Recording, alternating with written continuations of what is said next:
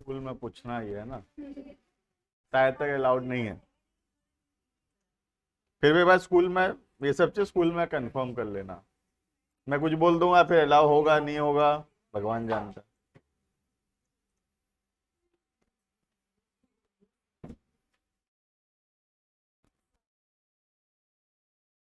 देखना new chapter start करेंगे, ठीक है।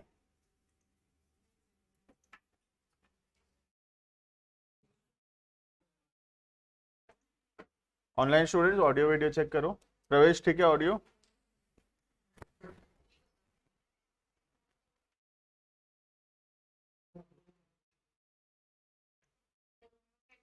ठीक है, हाँ। एंडिंग में देखें, स्टार्ट करते हैं ना। देखना नेक्स्ट चैप्टर स्टार्ट करेंगे, हेडिंग करना चैप्टर का नाम जर्नल्स।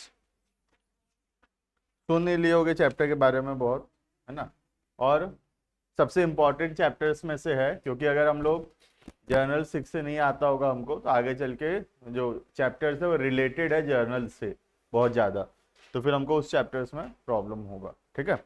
जर्नल थोड़ा बहुत अकाउंटिंग इक्वेशन से बना हुआ चैप्टर है, तो अकाउंटिंग इक्वेशन अगर आता है अच्छे से तो जर्नल में थोड़ा सा इजी लगेगा जर्नल, अगर अकाउंटिंग इक्वेशन आता होगा तो, ठीक है। करना हेडिंग करना जर्नल्स।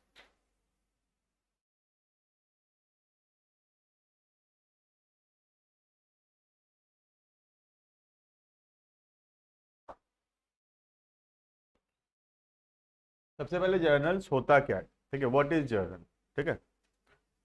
जितना भी ट्रांजैक्शंस बिजनेस में हो रहा है, ट्रांजैक्शंस का मतलब जो भी हो रहा है बिजनेस में, जैसे कि सामान खरीद रहे हैं, सामान बेच रहे हैं, क्रेडिटर्स को पैसा दे रहे हैं, डेटर से पैसा मिल रहा है, सैलरी दे रहे हैं, रेंट दे रहे हैं, इतना सारा जो इस सब जो भी हो रहा है सबको बोलते हैं बिजनेस ट्रांजैक्शन, ठीक है। तो जितना भी बिजनेस ट्रांजैक्शंस हो रहा है उसको हम लोग रिकॉर्ड, जो पहली बार रिकॉर्ड करते हैं हम उसको रिकॉर्ड करते हैं by passing a journal entry, ठीक है।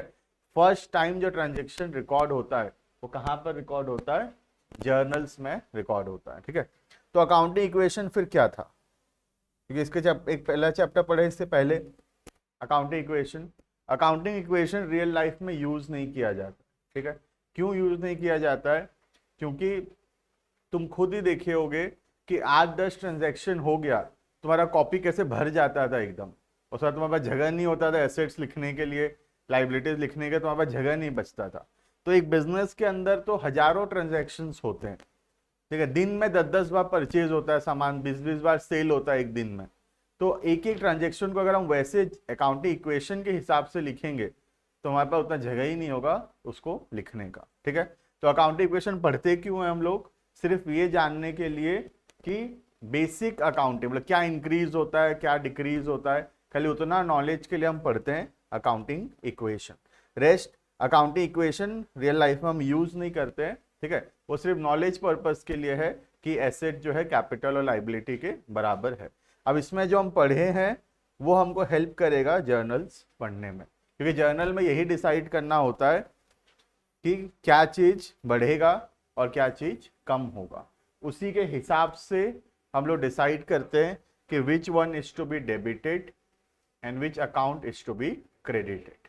अभी डेबिट और क्रेडिट क्या होता है, बुक का नाम देखो, बुक का नाम क्या है, डबल एंट्री बुक कीपिंग, ठीक है। द वर्ड डबल मीन्स दो, टू, ठीक है। तो ये पूरा का पूरा अकाउंटिंग कौन से बेसिस पे है, डुअल एस्पेक्ट, याद है डुअल एस्पेक्ट, हर एक ट्रांजैक्शन का दो एस्पेक्ट है, एक है उसका डेबिट एस्पेक्ट और दूसरा है उसका क्रेडिट एस्पेक्ट, इसीलिए बुक का नाम है डबल एंट्री बुक कीपिंग, ठीक है। बुक कीपिंग मतलब अकाउंटिंग, डबल एंट्री का मतलब है हर एक ट्रांजेक्शन को दो तरीके से या दो एस्पेक्ट में हम लोग रिकॉर्ड करेंगे, एक एस्पेक्ट को बोलते हैं डेबिट और दूसरे को हम बोलते हैं क्रेडिट। अब कौन सा डेबिट होगा या कौन सा क्रेडिट होगा वो जानने के लिए हमको जर्नल्स पढ़ना पड़ेगा, जर्नल पढ़ के हम जान पाएंगे कि which account is to be debited and which one is to be credited. Clear है। अब इसको पढ़ने का दो अप्रोच है, अब किसी के स्कूल में कैसे किसी के स्कूल में कैसे पढ़ाते हैं, ठीक है। वैसे होता दो अप्रोच है इसमें, सब हम लिखेंगे, अभी लिखना नहीं है। ठीक है। एक होता है इसका ट्रेडिशनल अप्रोच, ठीक है, one is a traditional approach, और दूसरा होता है मॉडर्न अप्रोच, ठीक है। Traditional approach and modern approach, ठीक है। अब ट्रेडिशनल अप्रोच में क्या होता है, ये पहले यूज किया जाता था डेबिट क्रेडिट पहचानने के लिए, नाम से पता चल रहा है। ट्रेडिशनल का मतलब है ये पुराना तरीका है, ओल्ड मेथड है डेबिट क्रेडिट पहचानने का, ठीक है। जिसमें शायद किसी किसी स्कूल में पढ़ाए भी होंगे, तो इसमें हम अकाउंट्स को क्लासिफाई करते हैं personal, real, nominal.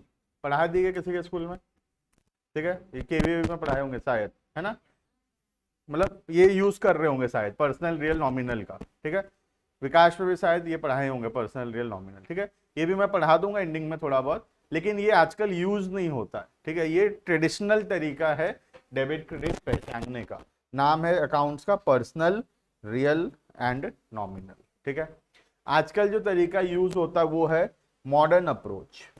Modern approach में हम क्या करते हैं, अकाउंट्स को क्लासिफाई करते हैं 5 कैटेगरी में, ठीक है।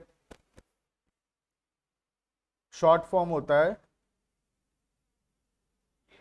क्लियर, शॉर्ट फॉर्म है क्लियर, दैट इज सी से कैपिटल, एल से liability, expenses, assets and revenue, ठीक है। तो अकाउंट्स को क्लासिफाई करते हैं इस तरीके से, क्लियर से, capital, liability, expenses, asset and revenue, ठीक है। हम यही वाला यूज करेंगे डेबिट क्रेडिट पहचानने के लिए, ठीक है। ये ज्यादा आसान तरीका है डेबिट या क्रेडिट पहचानने में, ठीक है। अब फर्क नहीं पड़ेगा तुम्हारे स्कूल में कोई भी अप्रोच पढ़ा रखे है, ठीक है, फर्क नहीं पड़ेगा तुम्हारे स्कूल में कोई भी अप्रोच पढ़ा रखे है, अल्टीमेटली यही पहचानना रहता है कि which account is to be debited and which one is to be credited. और चाहे तुम कोई भी मेथड यूज करो, ट्रेडिशनल या मॉडर्न, आंसर सेम ही आएगा। जो डेबिट होता है ट्रेडिशनल के हिसाब से, वही सेम ही डेबिट निकलेगा मॉडर्न के हिसाब से। जो क्रेडिट होता है ट्रेडिशनल के हिसाब से, वही क्रेडिट निकलेगा मॉडर्न के हिसाब से, ठीक है। तो आंसर तो सेम आएगा, फर्क नहीं पड़ता तुम कैसे भी उसको सॉल्व करो। एग्जाम में हमको क्या लिखना रहता है, कौन सा डेबिट कौन सा क्रेडिट। अब तुम वो कैसे भी डिसाइड किए हो, उससे फर्क नहीं पड़ेगा, ठीक है। तो हम इजी तरीका पढ़ेंगे, इजी तरीका है तुम्हारा मॉडर्न अप्रोच। लिखना पहले इतना लिखते हैं, जर्नल होता क्या है, ठीक है। हेडिंग करना चैप्टर का नाम जर्नल्स, लिखना journal is a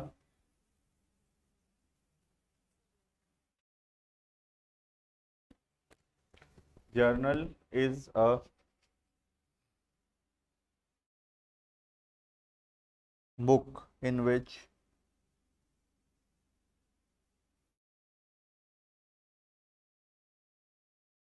transactions are recorded. Journal is a book in which transactions are recorded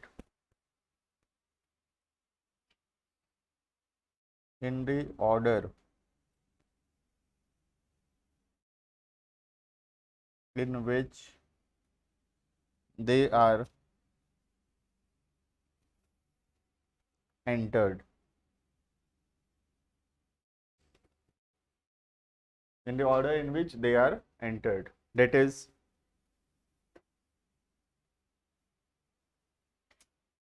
in a chronological order.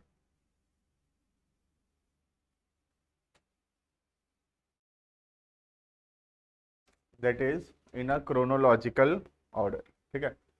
Chronological का मतलब होता है डेट के हिसाब से ट्रांजैक्शन को रिकॉर्ड करना, जिसका मतलब है जैसे 1 तारीख का ट्रांजैक्शन है, फिर 2 तारीख का, फिर 3 तारीख का, तो पहले 1 तारीख का रिकॉर्ड होगा, फिर 2 तारीख का, फिर 3 तारीख का। तो डेट के हिसाब से सीरियली रिकॉर्ड करने को बोलते हैं हम लोग क्रोनोलॉजिकल ऑर्डर, ठीक है। जैसे आज 8 तारीख है सर, कितना तारीख है आज, 6 तारीख है, ठीक है। तो 6 तारीख का ट्रांजेक्शन आज जो भी आज वो पहले रिकॉर्ड होगा, 7 तारीख का ट्रांजेक्शन उसके बाद, 8 तारीख का ट्रांजेक्शन उसके बाद, 9 का उसके बाद, उसको बोलते हैं क्रोनोलॉजिकल ऑर्डर, डेट वाइज। ठीक है, next full stop. Journal is also known as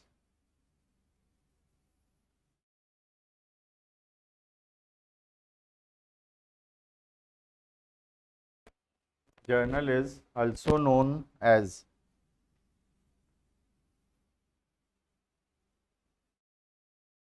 book of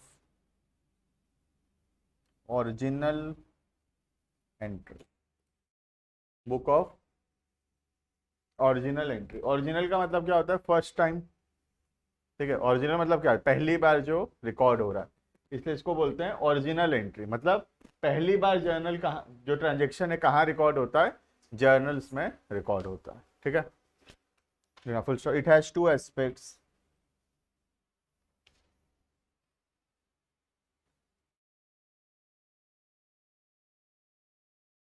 it has two aspects, that is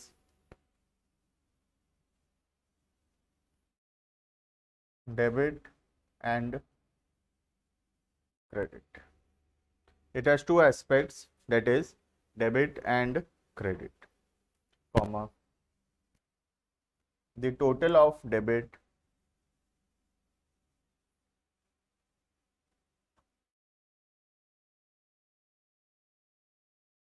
will always be equal to the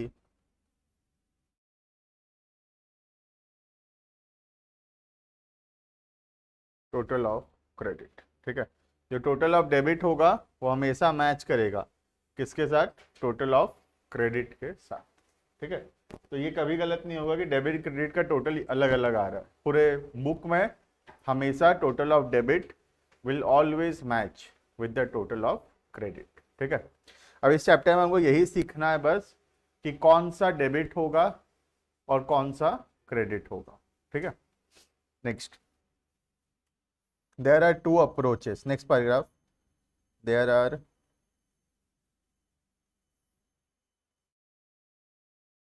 two approaches. दो अप्रोच होता है। पॉइंट नंबर 1,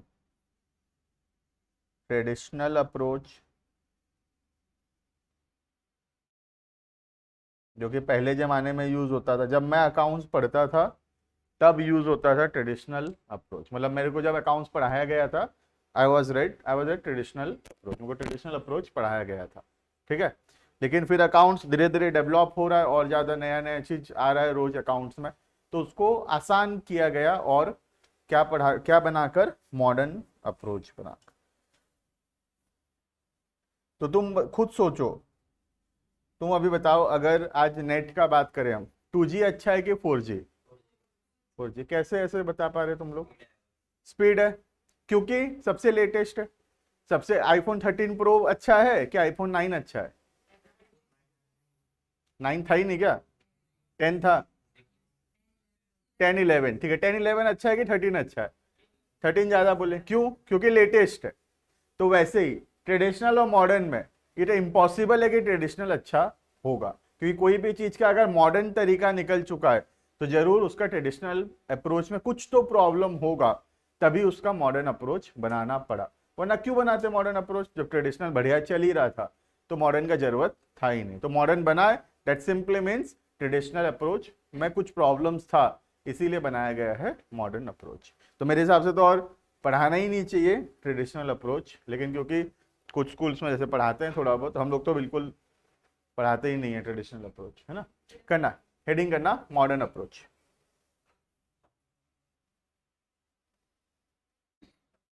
तो ये क्या iPhone 9 बना ही नहीं क्या? ऐसे भी होता है, एक डिगा दिया आगे, 8 भी नहीं बना क्या?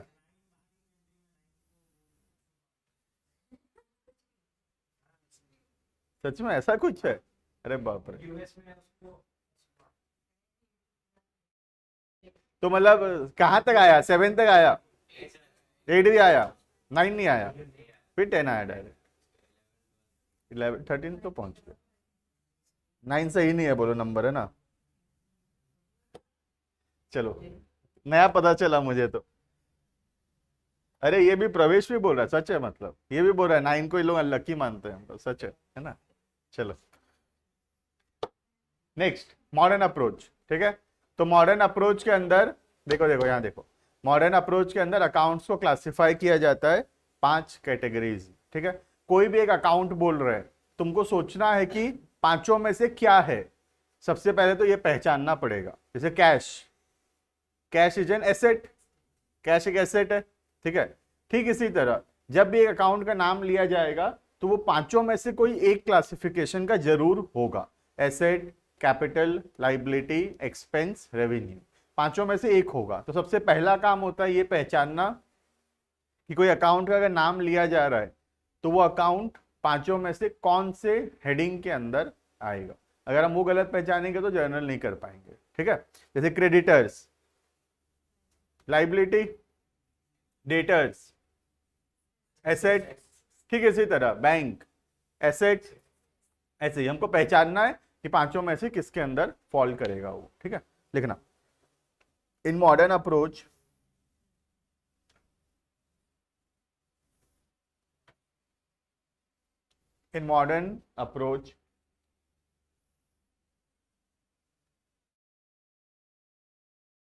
accounts are classified into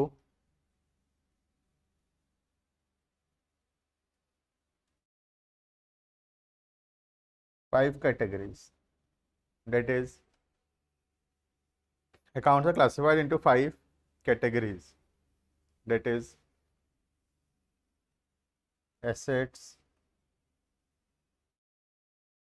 capital, liability,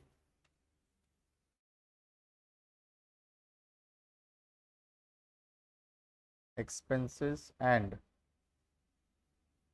revenue. ठीक है, तो 5 मेन क्लासिफिकेशन है, asset, liability, capital, expense and revenue. ठीक है,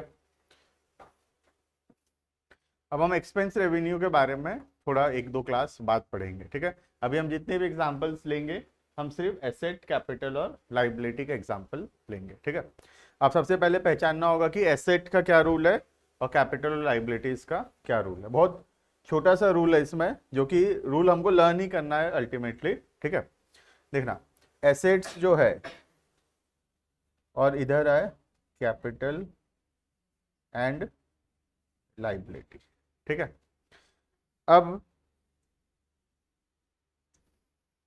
क्लासरूम का एग्जांपल देता हूं। ठीक है, ये बेंच में गर्ल्स लोग बैठे हैं, ठीक है, ये बेंच में बॉयज लोग बैठे हैं।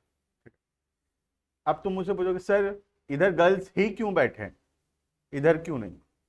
इसका आंसर है नहीं। अगर गर्ल्स इधर बैठे होते तो बॉयज इधर बैठ जाते। करेक्ट है कि नहीं बताओ?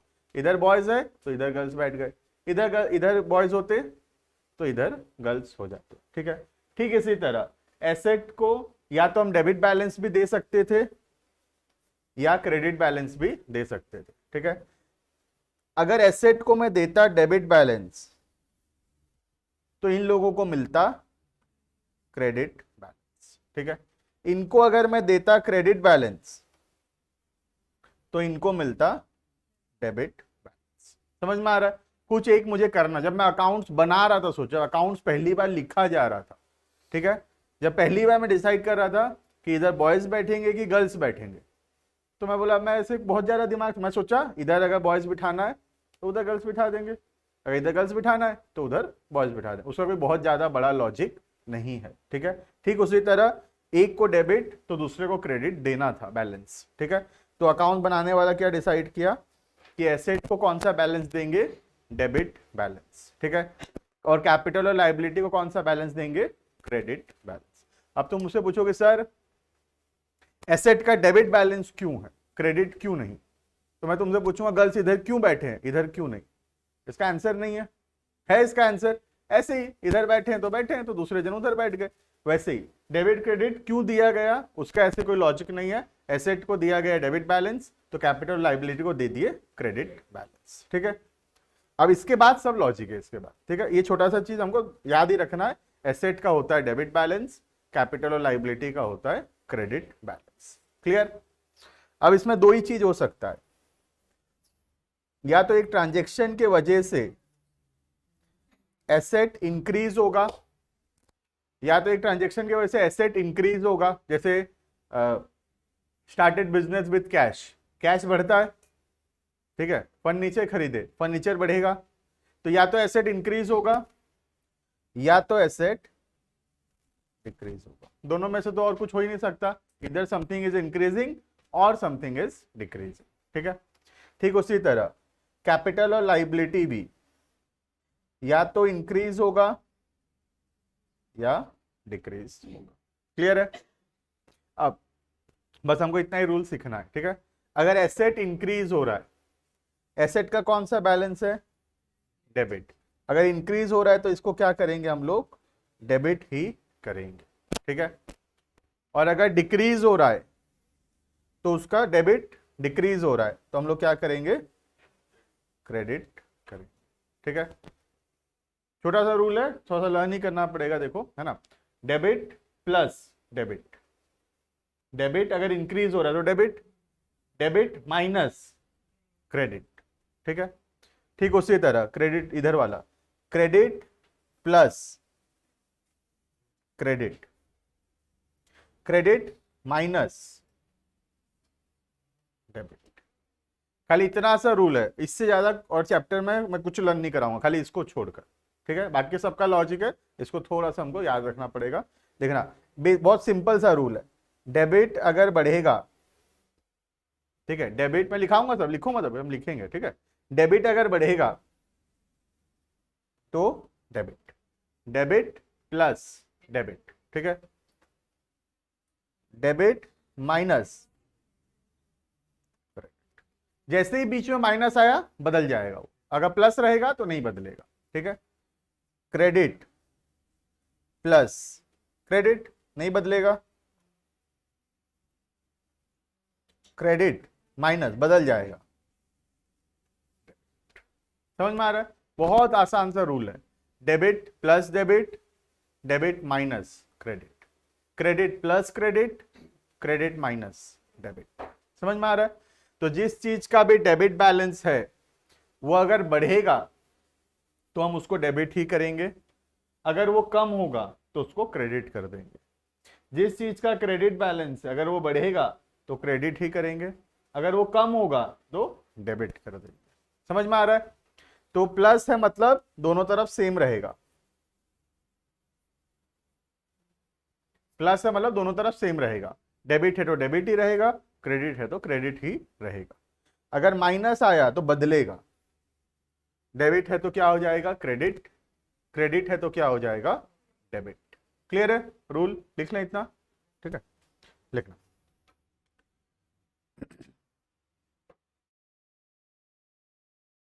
लिखना पॉइंट नंबर 1, इसके अंदर हेडिंग करना एसेट्स, एसेट्स के रिलेटेड रूल लिख रहे हैं हम लोग।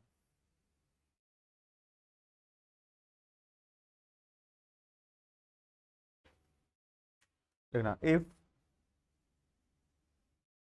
इट इंक्रीजेस, हाँ इफ इट इंक्रीजेस, ठीक है। इफ इट इंक्रीजेस, अगर ये बढ़ेगा तो क्या होगा? डेबिट ही होगा। एसेट बढ़ेगा तो debit, if it increases it will be debit.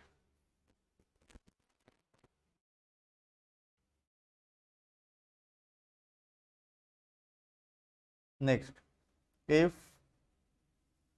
It decreases it will be credit, ठीक है। तो एसेट का डेबिट बैलेंस है, डेबिट कम होगा तो क्रेडिट। क्लियर? नेक्स्ट रूल लिखेंगे हम कैपिटल और लाइबिलिटीज के लिए। सेकंड पॉइंट,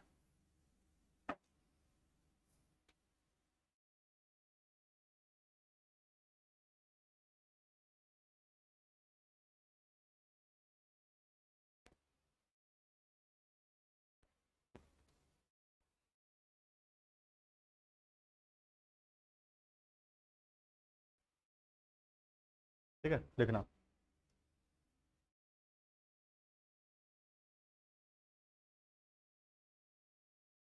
अगर ये बढ़ेगा क्या होगा?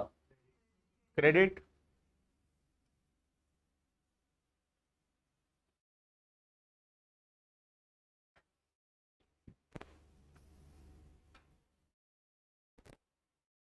नेक्स्ट,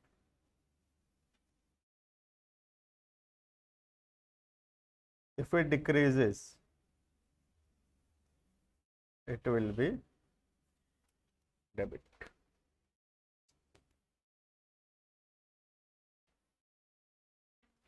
याद रहेगा समरी, यहाँ पे लिख लो समरी करके।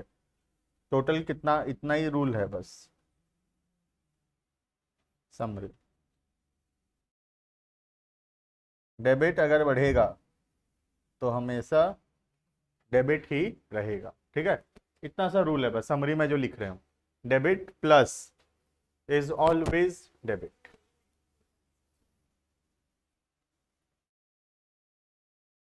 Debit minus is credit.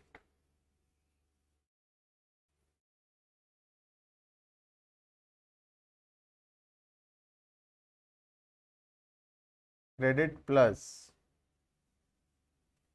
Credit.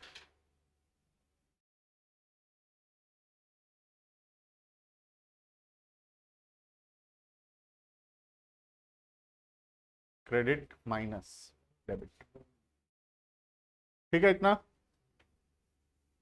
तो कोई भी चीज जिसका डेबिट बैलेंस है उसके लिए ये रूल है, कोई भी चीज जिसका क्रेडिट बैलेंस है नीचे का रूल है, ठीक है। तो इसके लिए एसेट का ये रूल है, एसेट का डेबिट बैलेंस है तो ये रूल एसेट के लिए है। एसेट अगर बढ़ेगा तो डेबिट, एसेट कम होगा तो क्रेडिट, ठीक है। और ये जो रूल है ये किसके लिए है? कैपिटल एंड लाइबिलिटीज के लिए।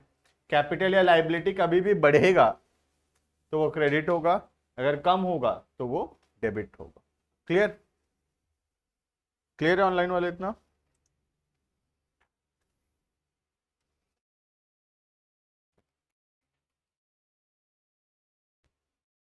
ठीक है, नेक्स्ट। अब हम लोग ट्रांजैक्शंस लिखेंगे, ठीक है। करना, हेडिंग करना ट्रांजैक्शन। बहुत सारे एग्जाम्पल लिखेंगे, कम से कम 40-50 एग्जाम्पल लिखेंगे बस, ठीक है। तो आप सोच लो एक एक करके, जैसे अकाउंटिंग इक्वेशन में लिख रहे थे ना, एक एक करके ट्रांजेक्शन, वैसे लिखते जाएंगे एक एक करके पूरा चैप्टर, 5-7 क्लास 8 क्लास जो लगेगा, खाली हम लोग पॉइंट वाइज एग्जाम्पल लिखते जाएंगे अब इसमें, ठीक है। जित मिनिमम तो होगा उतना, उससे ज्यादा ही सोचो, है ना। चलो लिखना, हेडिंग करना ट्रांजेक्शन्स। जितना पॉसिबल टाइप का ट्रांजेक्शन्स है सारा लिखवा दूंगा, ठीक है, उसके अलावा कुछ है ही नहीं। और ट्रांजेक्शन्स पहला, पॉइंट नंबर 1, पहला तो वही होता है, बिजनेस चालू करना पड़ेगा, है ना। लिखना, स्टार्टेड बिजनेस विद कैश।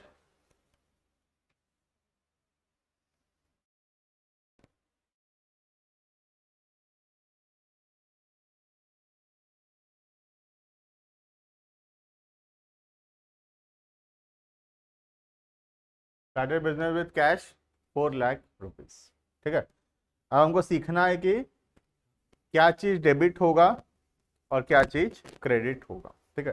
तो सबसे पहला चीज जो हमको आइडेंटिफाई करना है वो ये कि कौन सा दो अकाउंट पे फर्क पड़ेगा। सबसे पहला, कैश बढ़ेगा। जब हम बिजनेस चालू करेंगे 4 लाख रुपए से तो कैश बढ़ेगा 4 लाख से और कैपिटल बढ़ेगा 4 लाख से। एग्रीड? कैश बढ़ेगा 4 लाख से और कैपिटल बढ़ेगा 4 लाख रुपए से। क्लियर है? ठीक है, देखना, कैश, मेरे से आगे मत भागना अभी एक दो में, ठीक है। कैश और कैपिटल, ये दो चीज आएगा, पता चल गया, एक है कैश और दूसरा है कैपिटल। दोनों बढ़ेगा, पता है, कैश भी बढ़ेगा और कैपिटल भी बढ़ेगा, दोनों इंक्रीज होगा, ठीक है। अब कैश, पांचों में से कौन सा क्लासिफिकेशन है? एसेट है, asset, liability, capital, expense, revenue. Asset है, cash is an asset, cash के सामने एसेट्स, ठीक है। Capital is a classification of capital, capital ही है वो तो, क्लासिफिकेशन।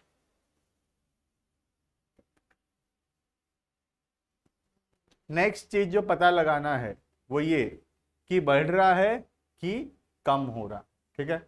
एसेट बढ़ रहा है, कैश बढ़ेगा ना, तो इसके सामने प्लस, ठीक है। कैपिटल बढ़ रहा है, प्लस। क्लियर। नेक्स्ट चीज जो पता लगाना है, final answer which is debited, दोनों में से एक डेबिट तो दूसरा क्रेडिट, ठीक है। पहला, एसेट अगर इंक्रीज होता है, एसेट अगर इंक्रीज होता है, debit, debit plus, asset debit balance है, डेबिट प्लस डेबिट, तो यहां पर कैश अकाउंट क्या होने वाला है, cash account will be debit, ठीक है।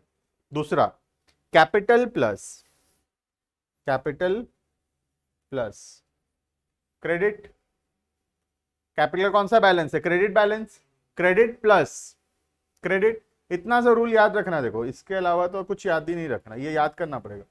Debit plus debit, debit minus credit, credit plus credit, credit minus debit, ठीक है।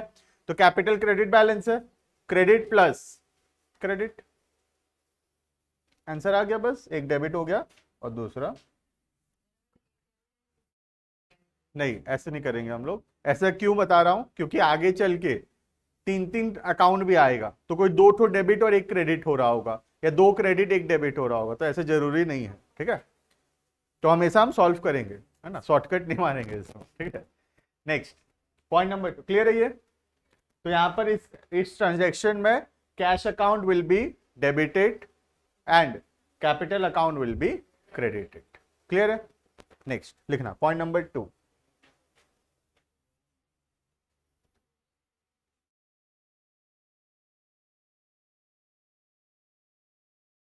परचेज फर्नीचर वर्थ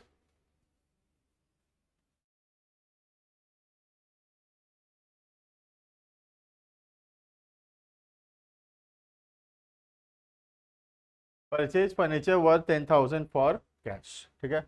हम कभी भी अपने आप को एक बार में एक्सपर्ट नहीं मानेंगे और डायरेक्टली जर्नल करने का बिल्कुल कोशिश नहीं करेंगे, ठीक है। हम हमेशा ये प्रोसेस से जाएंगे, चुपचाप लिखेंगे और डेबिट क्रेडिट पहचानेंगे 4-5 क्लास तक। उसके बाद मैं खुद बोलूंगा कि लिखो मत, डायरेक्टली पहचानने की कोशिश करो पढ़कर, लेकिन वो दूर है, अभी 4-5 क्लास का देरी है उसमें, ठीक है। तो फर्नीचर परचेज किए, पैसा दिए, क्या होगा, दो चीज, पहला कैश बढ़े, कैश कम होगा और फर्नीचर बढ़ेगा, यही तो होगा दो चीज। फर्नीचर खरीदे, फर्नीचर बढ़ेगा और कैश कम होगा, ठीक है। लिखो दोनों अकाउंट का नाम लिखो, एक अकाउंट है फर्नीचर अकाउंट और दूसरा है कैश। दोनों क्या है, दोनों ही एसेट है। Furniture is also an asset, cash is also an asset, both are assets,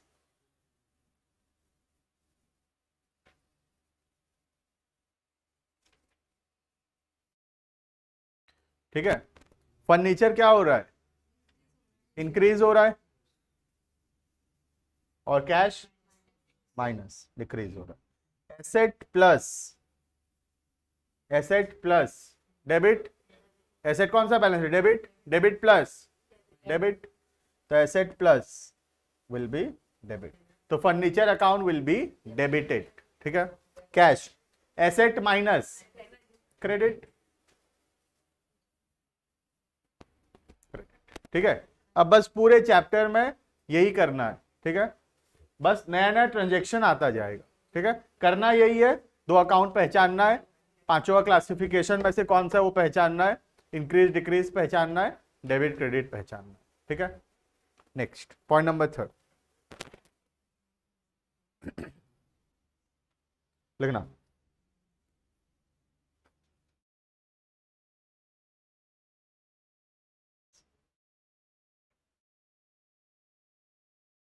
purchase furniture worth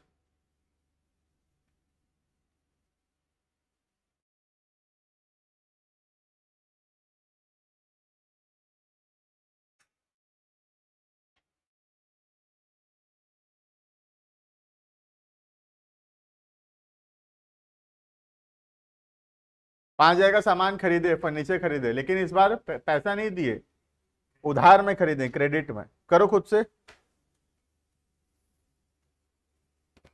सोचो क्या होगा। रफ में कर लो, या तो फेयर में लिखो मत, गलत हो जाएगा बाई चांस तो। रफ में कर लो, फेयर में मैं लिखवा दूंगा।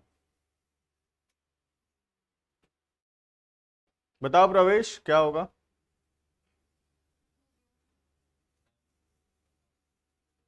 का बढ़ेगा, मतलब एसेट है तो एसेट तो बढ़ रहा है ना, प्लस इक्वल टू डेबिट।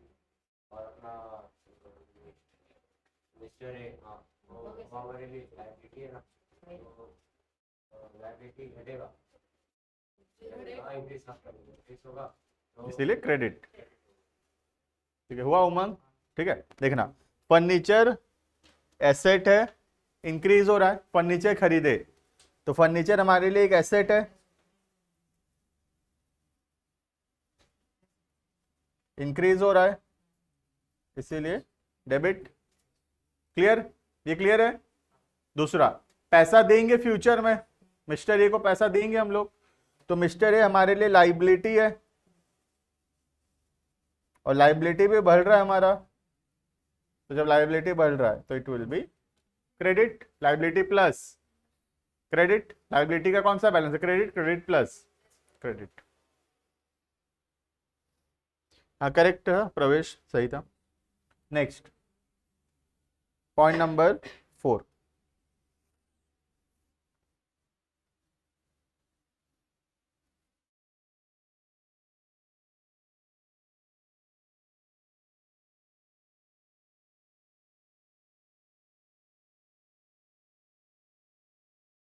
ये मिस्टर ए से जो सामान खरीदे थे, पैसा दे दियो हम उसको,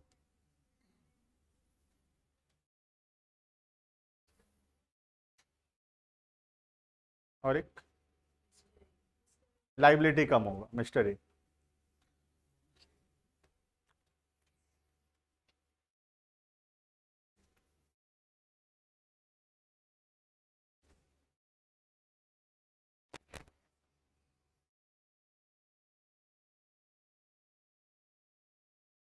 क्लियर है, मिस्टर ए को हम पैसा दिए तो पैसा कम होगा, सबसे पहला तो पैसा कम हो जाएगा, कैश कम हो जाएगा, और मिस्टर ए नाम का जो लाइबिलिटी है वो लाइबिलिटी भी कम हो जाएगा। ठीक है, अब देखना, पहला कैश और दूसरा मिस्टर। कैश एक एसेट है हमारे लिए, cash is a classification of asset. ठीक है, mister A was a liability, ये हमारे लिए लाइबिलिटी था। ठीक है, पैसा कम हो रहा है, कैश माइनस। ठीक है, और लाइबिलिटी भी कम हो रहा है, लाइबिलिटी ऑल्सो माइनस। ठीक है, asset minus credit, asset minus credit होगा, लाइबिलिटी माइनस डेबिट। जब भी तुम्हारा आंसर ऐसा आ गया कि 2 डेबिट हो गया खाली या 2 क्रेडिट हो गया खाली, इसका मतलब तुम गलत किए हो। ठीक है, ऐसा कभी इम्पॉसिबल है ऐसा होना कि दोनों डेबिट हो रहा है या दोनों क्रेडिट हो रहा है। तो ऐसा हो रहा है तो वह चेक कर लेना आंसर, कहीं ना कहीं हम लोग कुछ ना कुछ गलत किए होंगे। ठीक है, बोलो कौन सा नहीं आया। कैश समझ में आ गया, पैसा कम हुआ, कैश एक एसेट है, अगर एसेट कम होगा तो क्रेडिट, ये क्लियर है। दूसरा, मिस्टर ए को हम पैसा दिए, हम मिस्टर ए को पैसा देने वाले थे, अब हम मिस्टर ए को पैसा दे दिए, तो लाइबिलिटी कम हो गया, सर पे बोझ कम हो गया ना, लाइबिलिटी कम हो गया। लाइबिलिटी अगर कम होता है, लाइबिलिटी अगर कम होता है इट विल बी डेबिट। ठीक है, इसलिए वो डेबिट हुआ। क्लियर। Next, point number 5।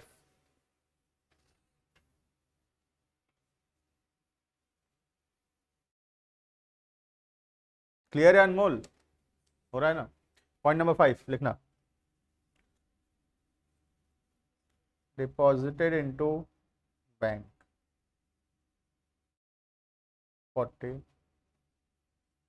हम बैंक में 40,000 रुपये डिपॉजिट किए, हमारे पास पैसा था, हम 40,000 बैंक में डाल दिए।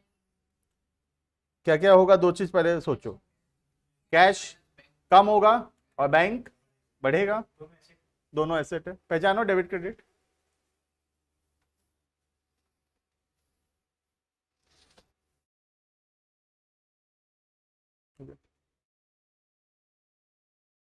आसान चल रहा है अभी तो, आएगा धीरे धीरे, है ना। 10 क्लास है तो पहला ही है, 9 क्लास है अभी, है ना, बड़ा चैप्टर है, 10 क्लास लगेगा। डिपॉजिट इनटू बैंक 40,000, बैंक में हम 40,000 रुपए डिपॉजिट किए, ठीक है, आसान एकदम। कैश कम होगा 40,000 से और बैंक 40,000 से बढ़ेगा, ठीक है। कैश बैंक दोनों ही एसेट है, both are classification of assets, ठीक है। कैश कम हो रहा है और बैंक में पैसा बढ़ रहा है, प्लस, ठीक है। एसेट माइनस क्रेडिट की debit, credit asset minus, asset का डेबिट बैलेंस है, डेबिट माइनस उल्टा credit, asset plus debit plus debit, ठीक है। लर्न कुछ नहीं करना, लर्न सिर्फ इतना करना, ये एक चीज लर्न करना, और पता होना चाहिए एसेट का डेबिट बैलेंस होता है, कैपिटल और लाइबिलिटी का क्रेडिट, खाली ये पता होना चाहिए पहली बात, ये एक चीज पता होना चाहिए, एसेट का डेबिट बैलेंस है, कैपिटल लाइबिलिटी का क्रेडिट बैलेंस है, ये एक बात पता होना चाहिए। और दूसरा ये एक बात पता होना चाहिए, debit plus debit, credit plus credit, plus उनसे सेम होता है, माइनस उनसे बदल जाता है, debit minus credit, credit minus debit, ये अगर दो चीज पता है पूरा जर्नल आराम से बनेगा, ठीक है। लिखना नेक्स्ट पॉइंट नंबर 6,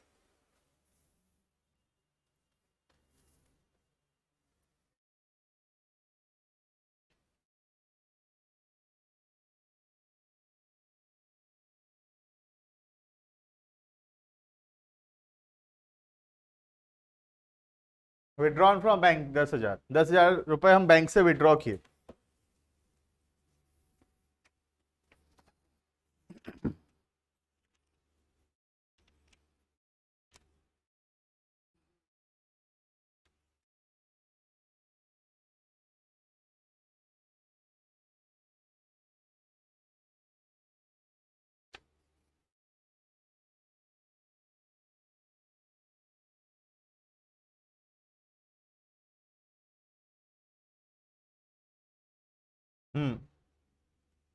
हो गया, आसान है, उल्टा है पूरा जो पढ़े थे उसका।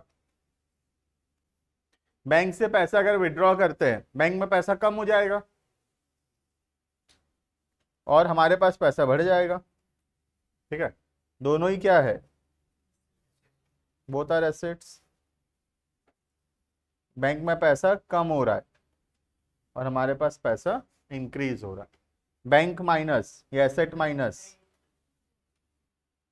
क्रेडिट, एसेट प्लस, क्लियर है इतना, कोई डाउट यहां तक नहीं, ठीक है।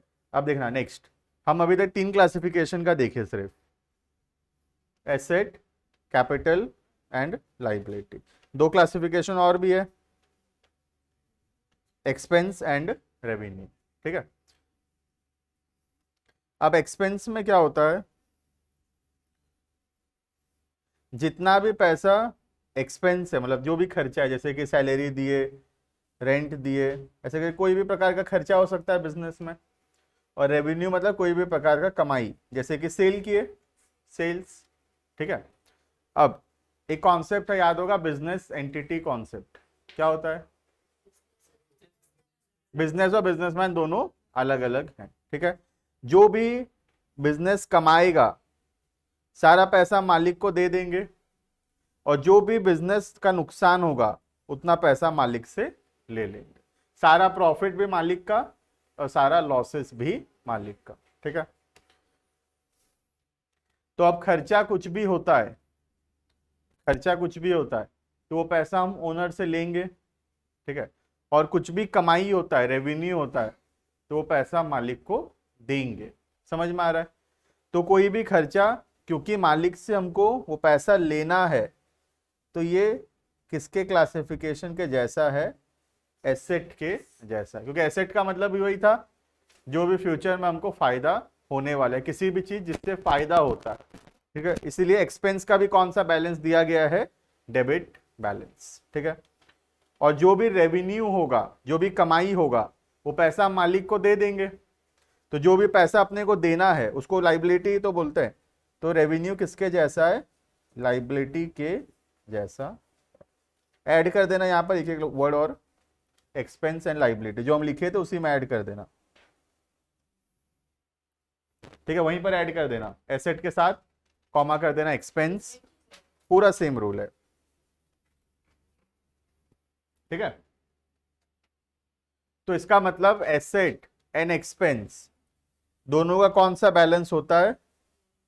Debit balance. इनका डेबिट बैलेंस होता है, ठीक है। कैपिटल, लाइबिलिटी एंड रेवेन्यू, इनका कौन सा बैलेंस होता है? Credit balance. ध्यान रहेगा, asset and expense debit balance, capital, liability and revenue credit balance, ठीक है। इसीलिए अब जब भी एक्सपेंस बढ़ेगा, एक्सपेंस का कौन सा बैलेंस है? डेबिट। एक्सपेंस बढ़ेगा तो डेबिट होगा, और एक्सपेंस अगर कम होगा तो क्या होगा? क्रेडिट होगा। तो जो रूल एसेट का है, पूरा सेम टू सेम रूल किसके लिए लगेगा? एक्सपेंस के लिए, क्योंकि दोनों का डेबिट बैलेंस है, ठीक है। दोनों के लिए सेम रूल, ठीक है। जो रूल कैपिटल और लाइबिलिटी के लिए है, वही सेम रूल लगेगा किसके लिए? रेवेन्यू के लिए, ठीक है। तो रेवेन्यू अगर बढ़ेगा तो क्रेडिट होगा, रेवेन्यू अगर कम होगा तो डेबिट होगा। क्लियर है? तो आपको बस इतना अगर पता है तो जर्नल बना लेंगे। पांचों क्लासिफिकेशन देख लिया हम लोग, ठीक है। देख लो, एक बार बता देता हूं फिर से। एसेट और एक्सपेंस, इनको दिया गया है डेबिट का रूल, डेबिट बैलेंस है। और कैपिटल, लाइबिलिटी, रेवेन्यू, इनको दिया गया है क्रेडिट बैलेंस, ठीक है। तो एसेट और एक्सपेंस के लिए ये वाला रूल काम करेगा, debit plus debit, debit minus credit, ये रूल काम करेगा इन दोनों के लिए, ठीक है। इन तीनों के लिए, कैपिटल, लाइबिलिटी और रेवेन्यू के लिए, इनके लिए क्रेडिट का रूल काम करेगा, credit plus credit, credit minus, बस, ठीक है। क्लियर है? खाली इतना सा बात ध्यान रखना है, किसका कौन सा बैलेंस होता है, ये बस ध्यान रखना पड़ेगा तुमको थोड़ा सा। एसेट और एक्सपेंस दोनों का कौन सा बैलेंस है? Debit, capital, liability and revenue, इनका कौन सा बैलेंस है? क्रेडिट। क्लियर? ठीक है। अभी मैं जितना भी एग्जांपल्स यहाँ पे लिखाया हूं, सब में या तो वो एसेट था, तुम देख सकते हो, या तो एसेट था, या लाइबिलिटी था, या कैपिटल था। एक्सपेंस और रेवेन्यू वाले एग्जांपल्स अभी हम लोग लिखे नहीं है, ठीक है। एक लिखेंगे क्या? बोलो, एक लास्ट लिखें? लिखना पॉइंट नंबर 7,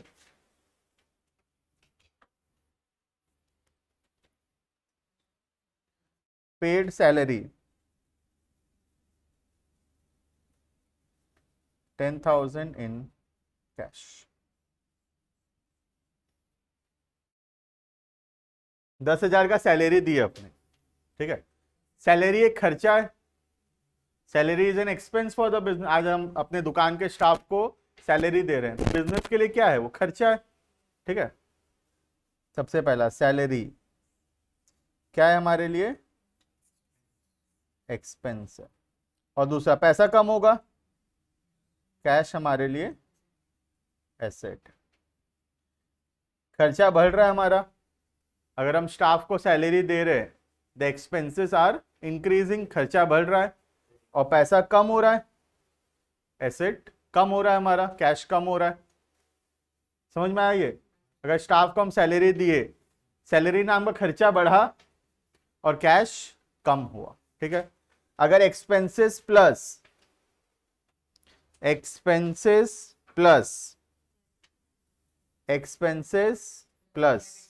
डेबिट, ठीक है। एक्सपेंस का जो रूल, एसेट का भी वही रूल, ठीक है। Expenses plus